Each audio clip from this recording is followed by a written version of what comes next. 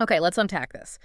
Today, we are strapping in for what I think is the ultimate culinary deep dive. Oh, yeah. We're moving past just, surface level menu descriptions and getting straight into the architectural blueprint of classic Chinese cuisine. That's a great way to put it, the architecture. We're not just reading ingredient lists. We are basically reverse engineering the flavor physics behind a whole collection of these super popular, sought-after dishes. And what's so fascinating here, and this is what we'll be focusing on, is the sheer economy and mastery of what seem like really foundational ingredients. Right. Simple stuff. Exactly. You look at components that seem so simple, like cornstarch, soy sauce, or dry wine, and the variety in how they're manipulated across dozens of these dishes is just staggering. Mm. They're like these versatile tools that are used to create wildly different outcomes, whether it's, that shatteringly crispy texture of fried beef or the delicate, silky thickness of a classic soup. Absolutely. So our mission today is to systematically analyze this rigorous flavor balancing act, how the sweet interacts with the sour, how the spicy elevates the salty, and critically the role texture plays and whether a dish succeeds or not. It's all about texture. It is. We're moving from the elegance of something like hot and sour soup all the way to the rigorous, multi-stage, huge time commitment that you need for Peking Duck. It's a huge range. It is. You're going to walk away from this deep dive with a true understanding of the fundamental principles chefs use and why precision, above all else, really defines this culinary tradition. Let's start right at the beginning with the core balance, and I think there's no better illustration of flavor opposites than hot and sour soup. Oh, for sure. It truly is a study in contrast, but the structure, it actually starts on a pretty neutral canvas. The base. It does. The ingredient list begins by establishing this high-volume neutral base. We're talking about a significant quantity of chicken stock, 2.5 quarts. Wow, that's a lot. It's a lot. It acts as the main suspension medium. Yeah. And into this robust base go the structural elements. You have 1.5 cups of shredded bamboo shoots, 5 sliced shiitake mushrooms, and a full 16-ounce block of tofu sliced into strips. So these are the components that give the soup its body, right? The chew, the volume. Exactly. It transforms it from just a broth into a full-blown meal. But the excitement, the iconic hot and sour profile, that comes from a very deliberate, bold calibration of the flavor agents. It really does. The instructions call for a serious dose of acidity, specifically a 1/2 cup of white vinegar. Which feels like a lot. It is. And it's alongside a 1/2 cup of soy sauce for that salt and umami depth.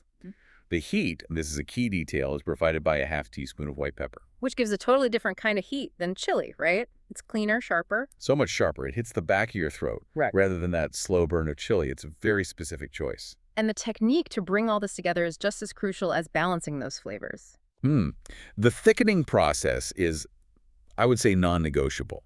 If you want to get that characteristic, almost velvety texture that coats the back of a spoon. So that's the cornstarch. That's the cornstarch. The chef is instructed to create a slurry 2 tablespoons of cornstarch with 4 tablespoons of water. But the critical operational detail is that this mix has to be added little by little while stirring continuously. That's the key, isn't it? That slow, continuous incorporation, probably over low heat. It's the only way to stop the cornstarch from seizing up. And forming lumps, exactly. If you just dump it in, you've lost. You're done. It guarantees that smooth, silky mouthfeel, which is really the hallmark of a great version of this soup. And then there's a final, elegant finishing move. Yes, the egg ribbons. Yeah. Right before serving, while the soup is still stirring, 3 beaten eggs are gently introduced. So you're drizzling them in. You're drizzling them in.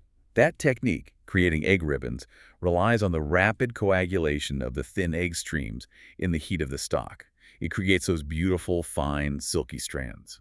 And the final flourish is just a bit of sesame oil. Just a 1/2 teaspoon drizzle right on top, which releases its nutty aroma just as the bowl is presented. It's a very precise 4-step sequence. Boil, thicken, ribbon, finish. Okay, so moving from the delicate balance of that soup to something, well, purely aggressive, let's look at hot chili oil. Yeah, this isn't just about spice infusion. This is about crafting a pure, concentrated flavor and color vehicle. And the components are very straightforward. 20 dried chili peppers, corn oil, paprika, and Szechuan peppercorns. Right. And the process focuses entirely on maximizing the extraction and the depth. You start by heating the oil gently and stirring those dry peppers until they become a dark shade of brown. Like darkening is important. It's vital. It means the peppers have released their capsaicin oils and their deep, smoky flavor components. You're moving from a sharp heat to a richer, more foundational heat. The paprika is there for color vibrancy, and then the Szechuan peppercorns provide that unique, tongue-numbing effect known as mala. You know, the storage instruction is maybe the most significant part of this recipe for a chef who wants consistency. I agree. The instructions mandate straining the mixture, completely removing all the solid particles, the darkened chilies, the peppercorns, and storing the pure, concentrated red oil in a sealed, refrigerated container. And why is that straining so important? It's purely about purity and concentration. By removing the solids, you stop the oil from continuing to steep. You prevent it from developing bitter or burnt-off flavors over time. So you're left with just the essence. You're left with the essence of the spice, a stable, highly concentrated flavor delivery system you can use across dozens of dishes, like the spicy soy dipping sauce. Exactly. Let's look at two of those quick flavor enhancers. The spicy soy dipping sauce is a study in complexity, but it's achieved just by simple stirring. It really is. It hits every major flavor note. It's essentially miniature master sauce. It's combining soy sauce for umami, sesame oil for nuttiness, rice vinegar for acid, sherry for a complex alcohol note. And it has both sugar and hot oil. Right, so it ensures the final result is balanced across salty, sweet, sour, and spicy. And it's designed to be prepared in advance. The technique is just stirring until the sugar dissolves before you refrigerate it. The flavors marry and deepen over time. Okay, now contrast that elegant liquid blend with the peanut sauce. While the spicy soy is all about clarity, the peanut sauce is engineered entirely for a smooth, rich texture and body. Yeah. The foundation here uses chunky peanut butter, soy sauce, a little bit of sugar, minced garlic, and Tabasco. But the real technical lesson here is in emulsification. Okay. The key instruction states that you have to combine all the ingredients first, except for the water. Only after that do you slowly, incrementally stir in the half cup of water for smoothness. And why is that sequence so crucial? Well, if you try to mix all the ingredients, including the water, at the same time, especially with something sticky like peanut butter, the mixture is probably going to seize or clump or separate. Right, I've had that happen. Yeah. By combining the fats and solids first, and then slowly incorporating the water while you're constantly stirring, you create a stable, cohesive emulsion. It's a practical lesson in physics, really, to achieve a perfect, dip-ready consistency that won't break on you later. Moving into the main courses, we start to see this huge focus on beef, where the goal is often textural extremity. Instead of just seasoning the meat, the marinade and the frying techniques are used like engineering tools. They absolutely are. So let's dive into the hot-fried, crispy shredded beef. This one sounds ambitious. A triple texture dish. You've got crispy beef, crispy carrots, and a sticky rapid glaze. There's a lot going on, and the preparation of the meat is the absolute foundation for this dish. It requires 1 pound of topside beef, thinly cut, coated not just in starch, but in this robust matrix of 4 chicken eggs, 4 ounces of cornstarch, and salt. So that egg-starch combo is key. It is. It creates a thick, resilient batter that is capable of transforming into a shattering exterior when it hits the hot oil. It's a huge step beyond just a simple dusting of cornstarch. And the execution involves this fascinating dual frying technique. The beef is stir-fried first until it's crispy at high heat, but then separately, 3 medium carrots, cut thinly, are deep-fried until they are crispy. Right, and that only takes about a minute because they're so thin. So why the separation? Why not just throw them in together? It's strategic. The beef and the carrots, they need different levels of moisture removal and different amounts of time in the oil to get to that ideal crispness. If you tried to fry them together, the moisture from the carrots would just steam the beef. And you'd lose the crunch. You'd lose everything. Or the beef would overcook while you're waiting for the carrots. By isolating them, the chef guarantees perfect, dry crispness in both components. The final step is this high-heat, rapid glaze that binds it all together. The instructions specify draining the excess oil, leaving just a tablespoon and a half. A tiny amount. And into that residual heat, you toss the aromatic scallions, crushed garlic, and dry shredded red chilies briefly. Immediately after that, the sauce agents go in. Wine vinegar, soy sauce, and a high proportion of sugar, 6 teaspoons. And when that vinegar and sugar hit the intense heat of the wok, They caramelize instantly. We're talking seconds. They form a sticky glaze. And then everything goes back in. Right. The final instruction is to return the pre-crisped carrots and meat to the wok for a quick toss until they are thoroughly coated and heated through. It's a race against time, as you said, to apply that thick, sweet-sour glaze without compromising the integrity of the crispness you just worked so hard to create. That's a huge commitment to texture. Okay, so let's move to Hunan beef, which seems to emphasize marinade depth and sauce complexity over that extreme exterior crispness. Exactly. For Hunan beef, the marinade for the flank steak is much quicker. It's only about 10 minutes. 10 minutes. It's a simpler mix, too. Rice wine, cornstarch, and soy sauce. This is a classic quick marinade that's not designed to build a thick, crispy shell, but more to tenderize the meat, retain moisture, and provide a thin, protective starch coating. Just enough to keep the flank steak tender during a high-heat stir-fry? Exactly. The real complexity is in the sauce. It's built on a foundation of black or balsamic vinegar, soy sauce, sugar, rice wine, and chili sauce. And the specific inclusion of Chinese black vinegar is a key detail here. Oh, it's a huge detail. That black vinegar, which is often derived from glutinous rice, gives the dish this distinct, deep, slightly smoky and mature sourness. So it's very different from the white vinegar we saw in the soup. Totally different. It's not that bright, sharp acidity. This difference in acid choice instantly defines the regional profile of the dish, giving Hunan beef that characteristic, deep, savory undertone. And we also see a specific pre-cooking strategy for the broccoli florets. They're briefly cooked in scalding water for 3 minutes until they're perfectly crisp yet tender. That's the blanch then stir-fry approach. It ensures that the dense vegetable components are mostly cooked before they even enter the high-heat wok. So they don't need a lot of time in the final stir-fry. Right, and they maintain their vibrant green color and crisp texture instead of just steaming in the pan. The overall cooking flow is about layering.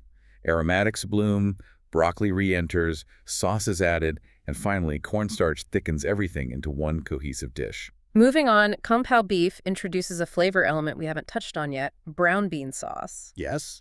The beef prep starts with sirloin or flank, sliced into cubes, marinated with oil, cornstarch, pepper, and salt for 30 minutes.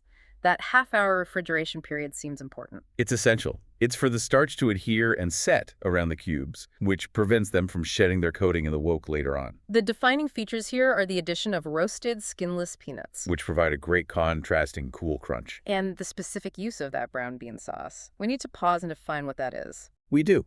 It's a rich, fermented paste, usually made from soybeans, wheat flour, and salt. Its flavor is deeply savory, earthy, and it provides a foundational non-sweet umami that just anchors the whole dish. And the stir-frying steps are extremely controlled, designed for maximum flavor punch. Very controlled. The beef is stir-fried separately, then removed. Then the chef reheats the wok with fresh oil to stir-fry the intense aromatics. So chili strips with the seeds removed, which is an important detail to reduce the raw heat while keeping the flavor. Ginger, garlic, the brown bean sauce, and bamboo shoots. Yeah. And the instruction specifies that this whole aromatic process should take only 1 minute. Just 1 minute. Why so brief? Because you want to wake up those intense, pungent flavors without burning the garlic or letting the chili develop bitterness. That short, intense blast is enough to activate the bean sauce before the beef and everything else returns to the wok. And finally, a dish dedicated almost entirely to textural intensity, twice-fried shredded beef. Yes. As the name suggests, this is purely about repetitive heating to achieve ultimate crispiness. This recipe makes consistency mandatory. The flank or sirloin must be sliced into matchstick-sized pieces, and the vegetables, bell pepper, carrot, celery, must be sliced in the exact same way. That uniformity guarantees uniform cooking and uniform crispness. The marinade is straightforward: cornstarch, dry wine, sugar soda, and soy sauce acting as a sort of pre-fry primer. The heart of the recipe is the precision of the frying step. Deep fry half of the matchstick beef at 375 degrees Fahrenheit for about a minute, drain it, and then repeat for the second half. That two-stage process is critical for 2 reasons. First, frying in batches ensures the oil temperature doesn't drop drastically, which would lead to soggy beef. Right. And second, the thin cut and the high temperature maximize surface area exposure, which means maximum moisture removal and therefore maximum crispness. The resulting sauce is relatively simple, but built for contrast. Chili oil, sesame oil, rice vinegar, sugar, and soy sauce, all bound by a cornstarch slurry. And the vegetables are stir-fried until they're softened, the sauce is added, And the already crispy beef returns only for a final quick toss to glaze the outside without, and this is key, compromising the crunch. It is a true masterpiece of technical cooking focused solely on the integrity of texture. Now we shift our focus to poultry, where we see these contrasting approaches to time and texture, from high-heat stir-fries that take minutes to all-day slow-cooking commitments. A huge spectrum. Let's start by comparing Kung Pao chicken to the beef version we just analyzed. Okay, so the structure of Kung Pao chicken is similar, protein cooked separately, aromatics built, but the flavor profile changes dramatically. Instead of relying on the fermented umami of brown bean sauce, this version relies heavily on a much sweeter and richer base. Which is? Hoisin sauce, chicken broth, and black Chinese vinegar. It also calls for a larger quantity of dried red chilies, which really emphasizes the smoky heat and that deep red color. Right. The marinade for the chicken is also different. It uses oyster sauce and cornstarch. Right, and oyster sauce provides a deeply savory, slightly sweet flavor profile that's very different from straight soy sauce. The technique here is very specific about sequence and timing, kind of mirroring the beef version's priority for perfect texture. It is. First, the chicken and the dried chili pieces are fried and removed quickly, after about 2 minutes. That's to prevent the chicken from drying out and the chili from burning. Okay, then the vegetables go in. Then the vegetable celery, bamboo shoots, and bell peppers are stir-fried. Then the chicken and chili return, followed by the sauce. And the crucial technique we see again is that slow pouring of the cornstarch mix while stirring continuously to prevent lumpiness. Always. This guarantees a smooth, glossy sauce that clings perfectly to the chicken and vegetables. Moving to the opposite end of the textural spectrum from a sticky stir-fry, we arrive at lemon chicken, which is defined by a light, crispy batter and a bright, glossy syrup. Yes. The chicken breasts marinate quickly, just 15 minutes in, sherry, salt, and soy sauce. The batter composition is the technical highlight here. For a large quantity of chicken, the batter is made from 2 whole eggs, a small measure of baking powder, and cornstarch. That addition of baking powder is a key insight into crispness engineering. How so? When it's mixed with the egg and cornstarch, the baking powder releases gas when it hits the hot oil, creating lift and airiness in the batter. This results in a light, delicate crust that is much crunchier and less dense than a standard flour coating would be. The chicken is fried at 350 degrees Fahrenheit until golden brown, and then sliced after frying. That seems important. It's very important. Slicing the meat after the batter has set ensures maximum preservation of that crispy exterior right up to the point of serving. The sauce construction is equally precise, balancing the citrus and the sweetness. It uses chicken stock, sugar, cornstarch, lemon juice, and fresh lemon strips. And the technique includes a brief but critical step. Stir-frying the lemon strips for only around half a minute. Why so brief? If you fry the lemon strips for longer, you risk leaching out the bitter white pith. That half-minute burst is designed only to release the volatile, fragrant essential oils from the peel, providing maximum aroma and brightness without any of that bitterness. And the final glossy texture is achieved, once again, by pouring in the cornstarch mix and stirring until it thickens into a syrup.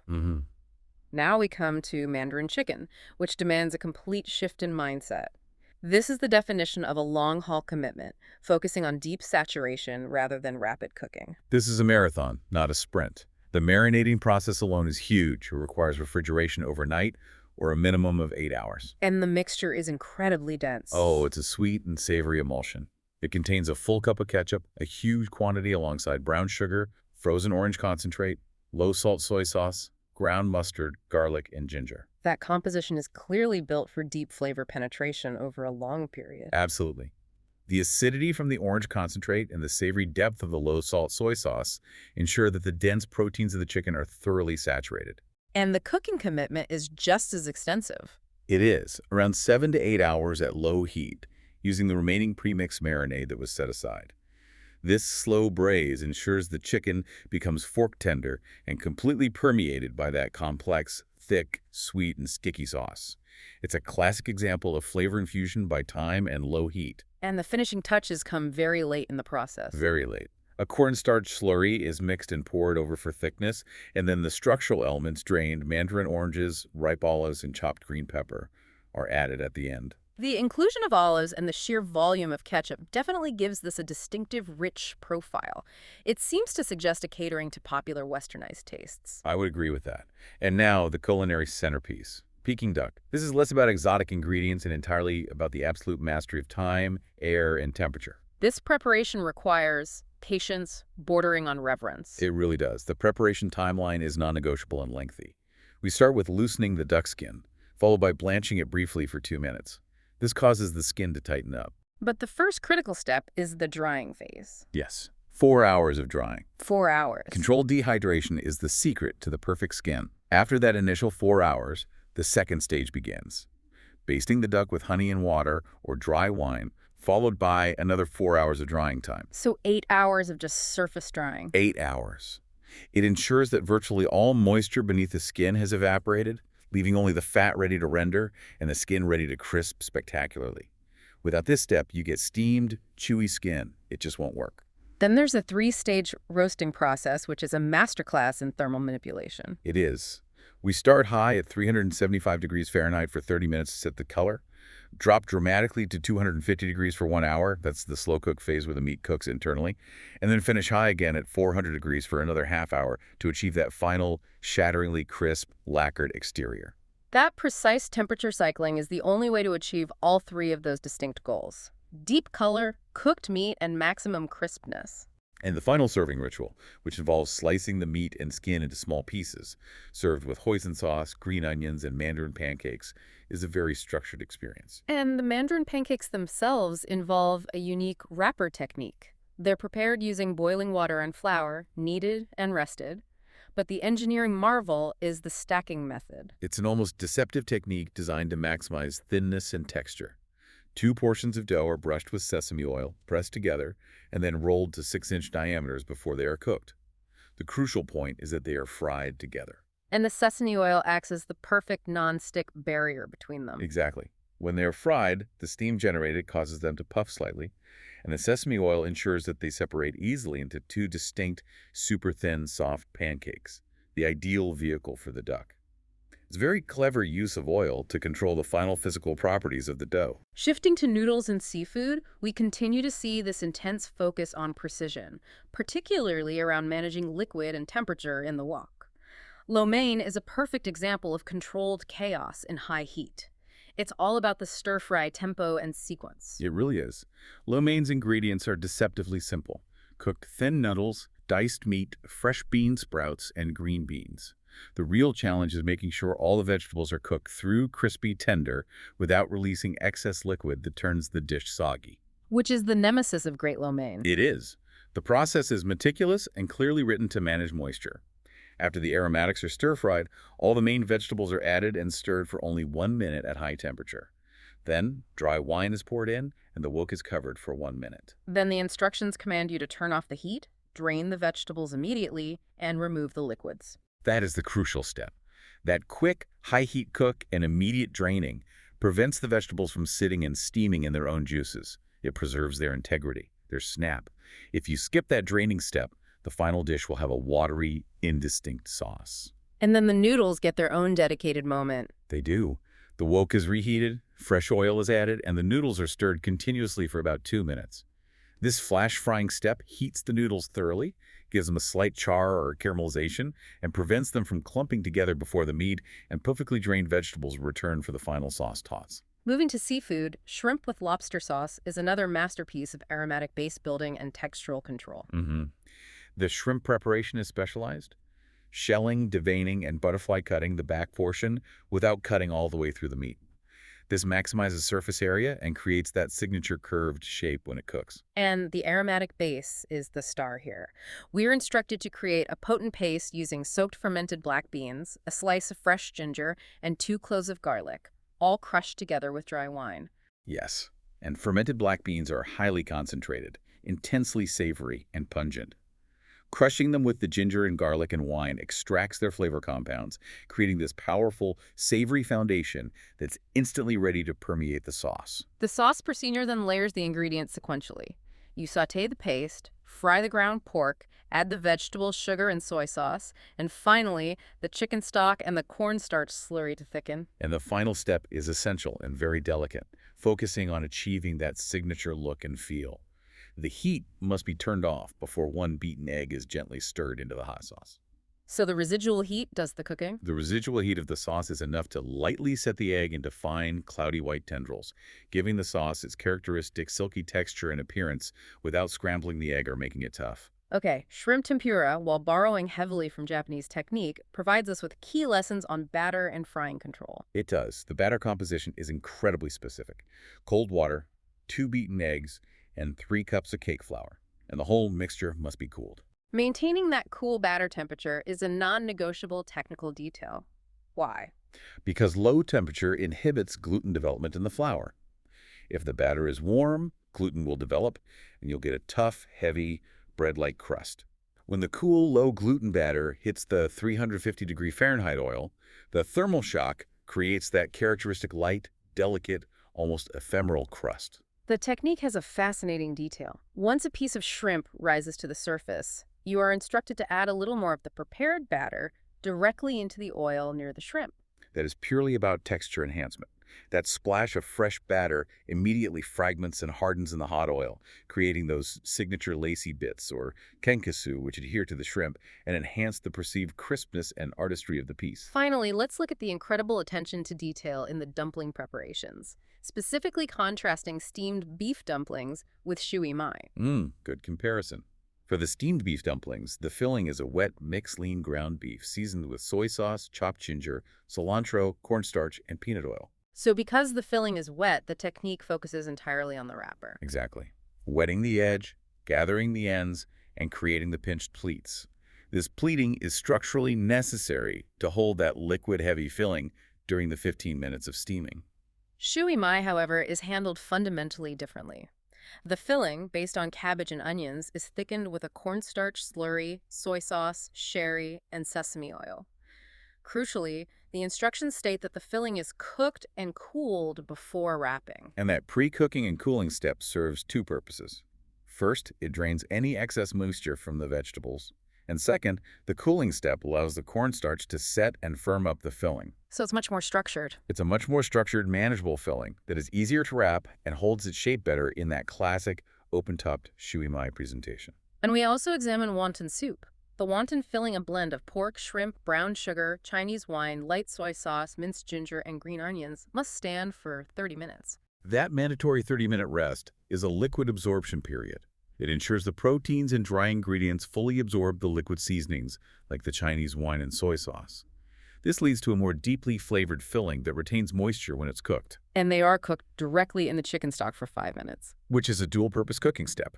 The boiling stock cooks the dumplings rapidly, but at the same time, the flavor compounds, particularly the fat and savory juices from the pork and shrimp, are released into the chicken stock, creating a richer, more complex soup base than if you just cooked the wonton separately in water. Even in dishes focused on vegetarian bases, we see the same precision in flavor and texture control as we did in the meat dishes. Ma-pot tofu, for instance, relies on a highly distinct sauce synthesis. This dish centers on the careful handling of firm bean curd, sliced into half-inch cubes, alongside mung sprouts. The flavor profile is complex. It uses a half teaspoon of hot sauce, but it draws its unique tang and sweetness from a significant amount of ketchup, hoisin sauce, dry sherry or red wine, and vegetable broth. That inclusion of catsup and hoisin gives it that particular rich, sweet and sour complexity that's often associated with popular, approachable Chinese-American versions of the dish. It really does. And the preparation demonstrates a keen awareness of the tofu's delicacy. The instructions specify stir-frying garlic for only 5 seconds before adding the tofu for a couple of minutes. 5 seconds is nothing. It's nothing. Nothing. That extreme briefness in handling the tofu is critical. Too much manipulation or too much time in the heat will cause the delicate cubes to break and crumble. It has to be simmered gently in the sauce mix and then thickened carefully with cornstarch slurry to get that signature ma-po cling. Sweet and sour tofu highlights the critical role of pre-soaking for maximizing flavor infusion. The instructions strongly recommend soaking the tofu overnight in a complex marinade. And that makes sense. Tofu being a dense, spongy protein, it needs time to absorb robust flavors. The marinade, a highly acidic and savory blend of lemon juice, tamari sauce, tomato paste, ginger, garlic, and honey, is specifically engineered to permeate the bean curd over 8 to 12 hours. So this long soak ensures the flavor isn't just on the surface, but goes all the way through the cube. Exactly.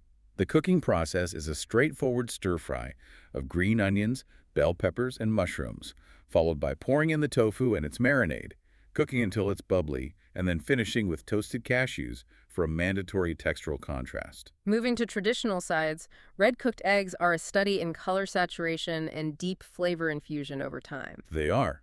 You start by boiling and simmering the eggs, cooling them, and removing the shells. The key is the red cooking liquid itself, Mm. a rich blend of dark soy sauce, brown sugar, chicken broth, and sesame oil. This liquid is designed for maximum color and sugar penetration. The eggs simmer in this liquid for about an hour, but the instructions emphasize letting them remain in the sauce for an additional hour after the heat is turned off. Why that extra hour off the heat? That residual time is vital.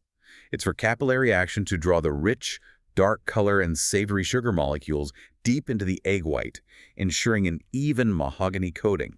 They are traditionally served with a dipping sauce of equal parts oyster and hoisin sauces. Pressed rice cakes demonstrate a concept we could call aromatic compression. It starts with glutinous rice, simmered until all the water is fully absorbed. But the transformation happens next. The rice is placed on a square pan lined with banana leaves, a crucial aromatic detail covered with more leaves and then weighed down with heavy objects like cans. This has to be set aside for a minimum of 8 hours. So why the 8 hours of compression? This technique transforms the rice's physical structure. The intense pressure forces the grains to merge and fuse, changing the texture from individual fluffy grains to a dense, sliceable, highly structured cake ready to be sliced and fried or steamed. And the banana leaves infuse an aroma during that period. A subtle, tropical, earthy aroma. Exactly. Finally, the dessert.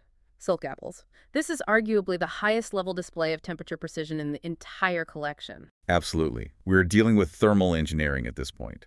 The apple pieces are coated in a light batter made from egg whites yolks, removed cornstarch, and flour. The frying temperature is 375 degrees Fahrenheit. And separately, the syrup, sugar, honey, and water must be boiled precisely to 280 degrees Fahrenheit. 280 degrees. That's the hardball stage in candy making. Why is that specific temperature so crucial for this recipe? Because at 280 degrees Fahrenheit, the sugar syrup is almost entirely free of water and has reached a state where it will instantly harden into a brittle, glass-like state upon cooling.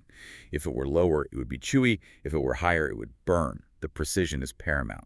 And here is the ultimate test of control and the reason for the dish's name.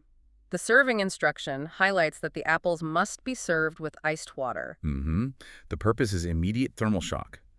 The cook coats the hot, sticky apple in the syrup and serves it immediately. The diner has to quickly dip the hot, coated apple into the ice water to instantly harden the syrup on every piece before it's eaten. And that creates the silk. It creates that thin, brittle, transparent silk coating that shatters when you bite into it. It's a spectacular demonstration of thermal control transforming texture at the very last second. Looking across these dozens of most wanted recipes, the amount of technical detail, particularly around the manipulation of ingredients and the commitment to specific time frames, is truly the ultimate takeaway for me. I agree. Let's synthesize these principles, starting with the power and diversity of the marination process. The complexity of marination is far greater than just simple seasoning. It's about preparing the ingredient for specific physical demands. We saw short marinades. That flank steak for Hunan beef required just 10 minutes in its simple wine, soy, and cornstarch mix. And that short period is focused primarily on tenderizing the cut and giving it a starchy shield for the high heat. Exactly. But then you have the beef cubes for Kung Pao, which needed 30 minutes. Right. Why the extra 20 minutes for a different cut of beef? Well, the sirloin cubes are thicker than the shredded flank steak. They require more time for the salt and cornstarch to adhere properly to that larger surface area and penetrate slightly deeper. The coating needs to be more robust to survive the heavier tossing required for cubed beef. And then contract that again with the poultry, which had the largest time spectrum of all. It really did. Kung Pao Chicken only required a 10-minute marinade, largely focused on the surface seasoning from the oyster sauce. But then sesame chicken demands a 4-hour soak, and Mandarin chicken requires a minimum of 8 hours, often overnight. So what's the reason for that huge difference? It's directly correlated to the marinade's density and the desired outcome. For Mandarin chicken, the marinade is that heavy, almost paste-like slurry of ketchup, orange concentrate, and brown sugar. It requires those 8 hours just to penetrate and stabilize the dense chicken breast tissue, ensuring the sweet and acidic notes are completely infused before the long braise even begins. The time commitment is part of the ingredient list itself. What's absolutely clear is that dry wine, cornstarch, and soy sauce form the core trinity, the primary functional base for almost every savory marinade we looked at. They work in concert. The wine tenderizes the protein, the soy seasons it, and the cornstarch provides that initial non-lumpy coating that protects the meat and helps it accept the sauce later on. Which brings us to the ultimate functional multi-tool, the thickening agent. Cornstarch isn't just an ingredient, it is a critical engineering component used across every textural requirement. Every single one. We saw it creating silkiness in the hot and sour soup, providing the protective coating for the Hunan and Kung Pao dishes, acting as the primary binder for all the sweet and sour sauces, and crucially giving that final smooth texture to shrimp with lobster sauce. So if we synthesize its function, we see three distinct roles. I think so. First, it's a sauce stabilizer. When you add it slowly to boiling liquid, it prevents separation and provides a smooth, non-lumpy gloss. Second, as a batter component, often with egg or baking powder like in the lemon chicken, it achieves incredibly light, dry crispness when you deep fry it. And third, as a filling binder, like we saw in the dumplings in Szechuan chicken. It absorbs residual moisture from vegetables or meat, firming up the filling and preventing it from shedding moisture during cooking. It dictates the final texture of the dish, whether you want it crispy, silky, or firm. beyond the functional starches, specific flavor components are used repeatedly to immediately define the regional or flavor profile of a dish. We can categorize these into distinct flavor signatures. We can. First, there's the rich, versatile hoisin sauce. This is a thick, dark, sweet, and savory paste, often made from soybeans, garlic, vinegar, and sugar. It was instrumental in high-profile dishes like Peking Duck, mapo tofu, and steak Q. It provides an immediate sense of richness and an urban, slightly sweetened, savory flavor. Second, the intense, pungent, fermented complexity of fermented black beans. We saw this was required for the foundational aromatic base in lobster Cantonese and shrimp with lobster sauce. And black beans deliver a sharp, deeply pungent, almost medicinal savory quality that is instantly recognizable and much more, traditional than hoisin. It demands crushing with ginger and garlic to fully release its potent compounds, providing a stark, savory anchor for seafood. And finally, oyster sauce, which provides a sweeter, milder umami profile. Right. It showed up in dishes like pork with broccoli and notably as a key marinade ingredient for Kung Pao Chicken. It is generally a more approachable, less aggressive form of savory flavor than fermented black beans. The combination of these signature sauces allows a chef to instantly signal the dish's flavor trajectory. The final synthesis point has to be the sheer contrast in cooking time and temperature, which demonstrates that mastery in this cuisine is entirely temporal. We saw techniques measured in mere seconds. The 5-second stir-fry of garlic before adding the delicate tofu for mapo tofu, or the 10-second stir-fry of chili and garlic for Mongolian beef. And the intention in those ultra-rapid steps is clear. You maximize the bloom of volatile aromatic compounds without allowing them to burn or become bitter. Exactly. Steak Q, similarly, requires quick searing the beef to maintain a pink interior maximum heat, minimum time. Conversely, we looked at the Mandarin chicken, requiring a 7 to 8 hour commitment at low heat. The spiced whole lamb is another huge time sink, requiring an initial boil and simmer, followed by an additional 2.5 hours of simmering in its rich stock and sherry mixture. The spectrum is breathtaking. It tells us that the chef must be equally skilled at managing the explosive energy of a high-heat wok for short bursts, as they are at managing the protracted, slow simmering infusion required for deep saturation. Indeed. This collection provides undeniable evidence that the secret to these most wanted recipes lies not in unattainable exotic ingredients, but in treating every minute and every degree as a critical instruction. It really is. The architecture of these dishes is built on the mastery of timing, temperature, and precise ingredient manipulation. It's a culinary roadmap to mastering texture, from the crispy and the silky to the dense and the pressed, and the precise flavor balancing act of hot, sour, sweet, and salty. So the next time you order a popular dish, or you prepare one yourself, consider the hidden timeline that went into its preparation. The 8 hours of skin drying for the duck, the overnight soak for the tofu, the 5-second burst of the garlic, and the precise 280-degree thermal shock for dessert. The true mastery of this cuisine lies in its dedication to temporal and thermal exactitude.